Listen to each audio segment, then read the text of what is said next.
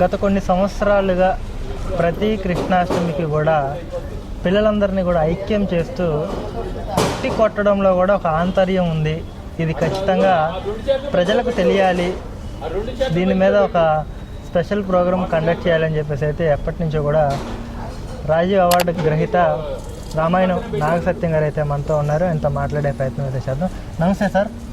నమస్తే సార్. ఏంటి సార్ కృష్ణాష్టమి అనగానే ఎవరో చేయరు కార్యక్రమం, మీరు ఒక్కళ్ళే చేస్తారు. అంటే నేను కృష్ణలంకలో ఉన్నప్పుడు చూశాను, ఇప్పుడు తాజాగా మీరు ఎన్టీఆర్ కాలనీ వచ్చారు కాబట్టి ఇక్కడ కూడా ఆ సంకల్పాన్ని ఎక్కడ కూడా పట్టు విడవకుండా ఇక్కడ కూడా స్పెషల్గా చేయడానికి గల ఉన్న ఆంతర్యం ఏంటి, దీని వెనకాల ఏమైనా నేపథ్యం ఉందా అంటే మీరేం చెప్పొస్తారు?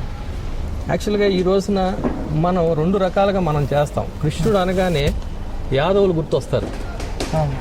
ఇది యాదవుల పండుగ అనుకుంటారు. వాళ్ళ కులదైవం శ్రీకృష్ణుడిగా వాళ్ళు పూజిస్తూ ఉంటారు.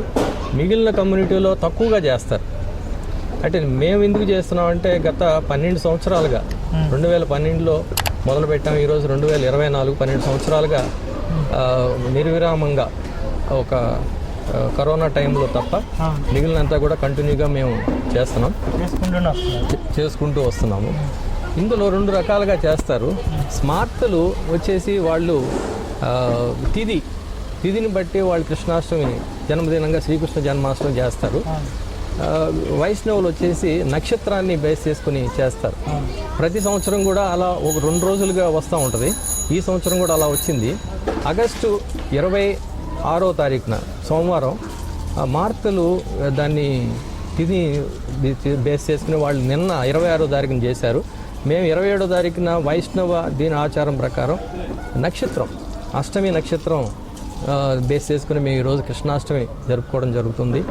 ఈ కృష్ణాష్టమి జరపడానికి ముఖ్య ఉద్దేశం ఏంటంటే వినాయక చవితి, శ్రీరామనవమి ఇలాంటి పండుగలు అందరికీ తెలుసు.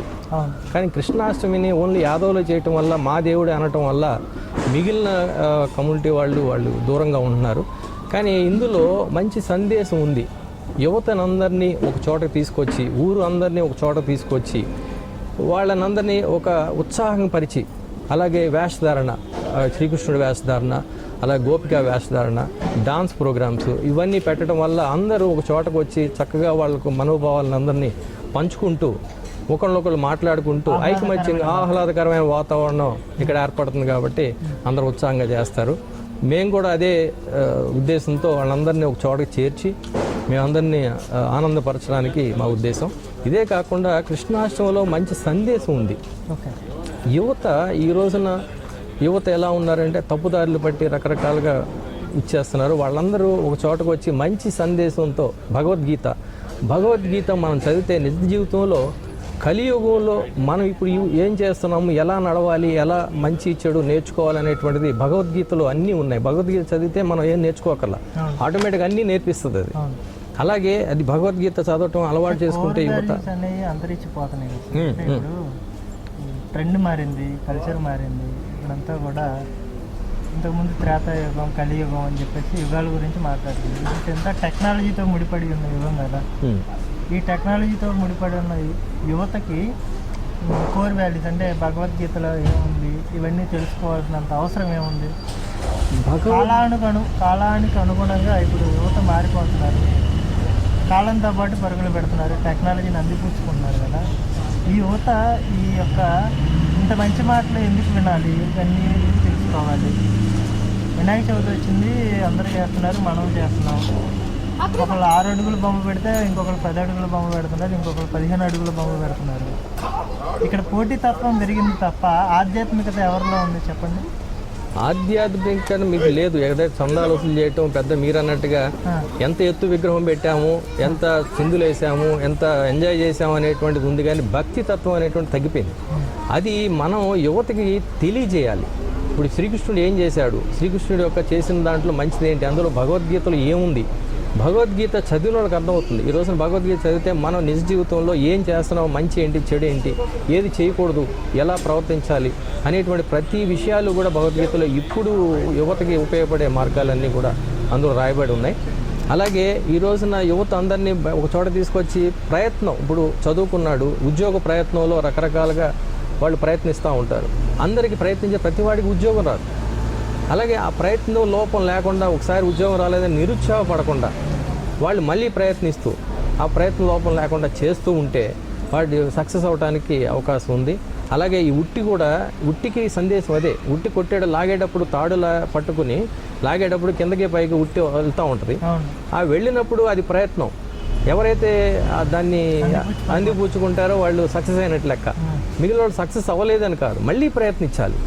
అలా ప్రయత్నం లోపం లేకుండా యువత ప్రయత్నిస్తూ ఒక చోటకి సన్మార్గంలో మంచి మార్గంలో నడుచుకుంటూ ఈ కృష్ణాష్టమి ఇలాంటి పండుగల్ని అందరికీ తెలియజేస్తూ అందరూ ఒక చోట కలిస్తే మంచి భావాన్ని ఒకళ్ళు మనోభావాన్ని అందరూ షేర్ చేసుకుంటూ ఉత్సాహంగా గడుపుతారని చెప్పేసి మేము ఇలాంటి ఏర్పాట్లు చేస్తున్నాం.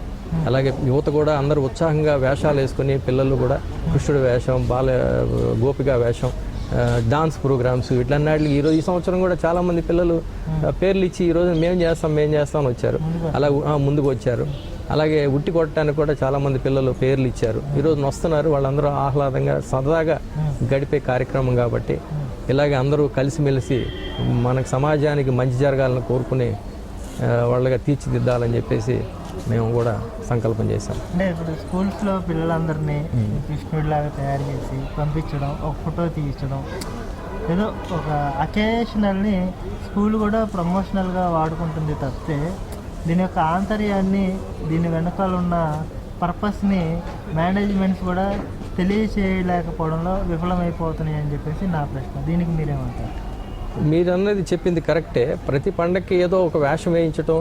ఇప్పుడు సంక్రాంతికి ఏదో ఒక చెరుకుగళ్ళు 4 పెట్టేసి ఒక కొండ దగ్గర ఒక షో చేసి పెడుతున్నారు తప్ప ఆ సంక్రాంతి యొక్క ఉద్దేశం ఏంటి, అలాగే కృష్ణాష్టమి ఉద్దేశం ఏంటి, అలాగే శ్రీరామనవమి ఉద్దేశం, వినాయక చవితి ఉద్దేశం ఏంటి? వినాయక చవితి ఉద్దేశం ఒక బొమ్మ పెట్టేసి ఆ రోజు పూజ చేస్తే కాదు. వాళ్ళందరినీ ఒక చోట తీసుకురావాలి. ఇళ్లలో పండగ చేసుకొని మిగిలిన పండుగలన్నీ ఇళ్లలో చేసుకుంటారు. ఉగాది కావచ్చు ఇలా వినాయక చవితి కానీ, కృష్ణాష్టమి కానీ, శ్రీరామనవమి కానీ వీళ్ళందరూ కూడా పన్నిటిలోకి వచ్చి సమూహ పండుగగా వచ్చి అందరూ ఒక చోట చేరటం వల్ల వాళ్ళు ఒకళ్ళకి సత్సంబంధాలు పెరగటం అనేటువంటిది ఈ ఉద్దేశం. అలాగే పోతే ఈ స్కూల్స్లో చేసేది ఏంటంటే ఏదో మొక్కుబడిగా వాళ్ళు చేస్తున్నారే కానీ అందులో అంతర్యాన్ని ఉపాధ్యాయులు పిల్లలకి నేర్పిస్తే వాళ్ళు మంచి నడవడితో వాళ్ళు నిజంగా ఇందులో ఇంత అంతరార్థం ఉందా, మన సంస్కృతి ఇలా ఉందా, పూర్వ సంస్కృతిని పిల్లలు ఎవరికి తెలియదు. పెద్దవాళ్ళు చెప్పాలి, లేకపోతే స్కూల్స్లో మాస్టర్లు చెప్పాలి. ఆ మాస్టర్లు కూడా చెప్పే విధానంగా తయారైతే బాగుంటుందని చెప్పేసి నా ఉద్దేశం. కృష్ణుడు అంటే అన్ని వర్గాలకి కూడా ఒక రోల్ మోడల్, ఇన్స్పిరేషన్గా కానివ్వండి, చిలిపి పనులకు కానివ్వండి, లేకపోతే అతను చేసిన కార్యాలను కానీ మనం చూసుకోగలిగితే ఓవరాల్గా అంటే కృష్ణాన్ని చూసి మానవుడు ఏమి అన్వయించుకోవాలి, మానవ సమాజం ఏమి గ్రహించాలని ఆయన నేర్పరితనం, ఆయన తెలివితేటలు ఉపయోగించి ఎలా మెలకువలు తీసుకోవచ్చు, ఎవరితో ఎలా మాట్లాడాలి, ఎలా సంధి చేయాలి, ఇలాంటి మంచి మార్గాలు మంచి మాటలు నేర్పించడం వల్ల ఆయన మహనీయుడయ్యాడు. ఆయన ఈ రోజున మనం కృష్ణుడి గురించి మంచిగా చెప్పుకుంటున్నాం. గోపికలు అనేటువంటిది అదొక భ్రమ అంతే. గోపికలు నిజంగా ఆయనతో ఎవరూ సంభోగించలేదు. వాళ్ళందరూ కూడా ఆయనతో ఇష్టంగా ఉన్నారు, అంతేగాని ఇష్టంగా ఉన్నారు కానీ వేరే నెగిటివ్ భావంతో మనం తీసుకోవాల్సిన అవసరం లేదు. ఆయన చిలిపివాడే కానీ మంచివాడే. ఇప్పుడు నెమలి పింఛం ఎందుకు ఉంటుందని చెప్పేసి చాలా మంది కూడా చెప్తారు కదా. నెమలి పింఛం అనేటువంటిది దానికి 2-3 రకాలుగా ఉంది, కానీ మీరు చెప్పేది కరెక్టే. అది యాక్చువల్గా నాకు తెలిసింది ఇదేంటంటే ఆ ఆ స్ఖలనం వల్ల గుడ్లు పెడుతుంది అనేటువంటిది అన్నారు. తర్వాత నేను కూడా చదివితే అది కరెక్ట్ కాదు, ఇది 2 సంభోగిస్తేనే పిల్లలు పుడతాయి. అలాగా ఈ నెమలి పింఛం అనేటువంటిది ఒక పవిత్రమైందని ఆయన తల్లో పెట్టుకుంటాడు. ఆ పవిత్రతని తెలియజేయటమే నెమలి పింఛం యొక్క అంతరం. అపార్ట్మెంట్ కల్చర్స్ వచ్చేసింది, తర్వాత విల్లా కల్చర్స్ వచ్చేసింది. అంటే ప్రైవేట్ లైఫ్ని ఎక్కువ ఎంజాయ్ చేస్తున్నారు సమాజం. అందరూ కలిసికట్టుగా ఉండాలి, అందరూ ఒక చోటికి చేరాలి, సార్థక బాధలు తెలుసుకోవాలి, వీళ్ళు ఇరుగు పొరుగు వాళ్ళ ఇబ్బందులు ఏంటి, వాళ్ళ సమస్యలు వీళ్ళ సమస్యలు వాళ్ళకి పరిష్కరించే ద్వారా అయితే మారిపోయింది కదా. ఎందుకు ఈ రకమైన మార్పులు చోటు చేస్తుంది? ఇండివిజువాలిటీ ఇదివరకు పూర్వం ఎవరికి స్వార్థం ఉండేది కాదు. అందరూ ఏ క్యాస్ట్ అయినా కూడా అన్న, తమ్ముడు, అక్క, బావ అని పిలుచుకునేవాడు. ఇప్పుడేమైంది, సెల్ఫ్ ఇష్యూ వచ్చేసి స్వార్థం పెరిగిపోయి ఎవరి కాళ్ళే ఈర్ష్యా భావం పెరగటం వల్ల దూరం అయిపోయారు. ఇదివరకు విలేజ్ అనగానే ఏదైనా పండగ జరిగితే అందరూ ఒక చోటకి చేరేవాళ్ళు. ఇప్పుడు ఈ రకరకాల ఇబ్బందుల వల్ల, రకరకాల స్వార్థభావం వల్ల, రకరకాల వేరే దీనిలో వాళ్ళు కలవలేని పరిస్థితి. ఎందుకు మూలాలు ఎక్కడ? మూలాలు కలయిక అనేటువంటిది అంతరించిపోయింది, తగ్గిపోయింది. ఇది మనసులు కల్మషంగా, అంటే ఎవరి కాళ్ళకే స్వార్థం, నేను డెవలప్ అవ్వాలి, అవతల వాడు డెవలప్ అవ్వలేదు అనేటువంటి భావంతో, నేను అనే భావం ఎప్పుడైతే వచ్చిందో రెండో వాడితో కలవకపోవటం, అహం వల్ల ఒకరినొకరు కలవలేకపోవటం అది జరుగుతుంది. కానీ అవన్నీ వదిలేసి అందరూ ఐకమత్యంగా చేస్తే ఎంత మంచి పనినైనా దేన్నైనా సాధించవచ్చు అని చెప్పేసి నేను అనుకుంటాను. అహం ఉండకూడదు, అహం తగ్గిపోవాలి. అహం వల్ల ఉపయోగం లేదు, డెవలప్మెంట్ ఉండదు, ఆరోగ్యం పాడవద్దు, రకరకాల ఇబ్బందులు. కాబట్టి ఏంటంటే నేను అనే మాట కంటే మనం అనే మాటలో చాలా బలం ఉంది. ఆ మనం అనే దాంట్లో అందరూ కలిస్తే ఇంకా బలంగా ఉంటుంది. నేనే తొలగించాలి. శ్రీకృష్ణాష్టమి శుభాకాంక్షలు. మీకు కూడా కృష్ణాష్టమి జన్మదిన శుభాకాంక్షలు. మీరు ఇక్కడికి వచ్చి మా ప్రోగ్రామ్ని చేసినందుకు కూడా ధన్యవాదాలు.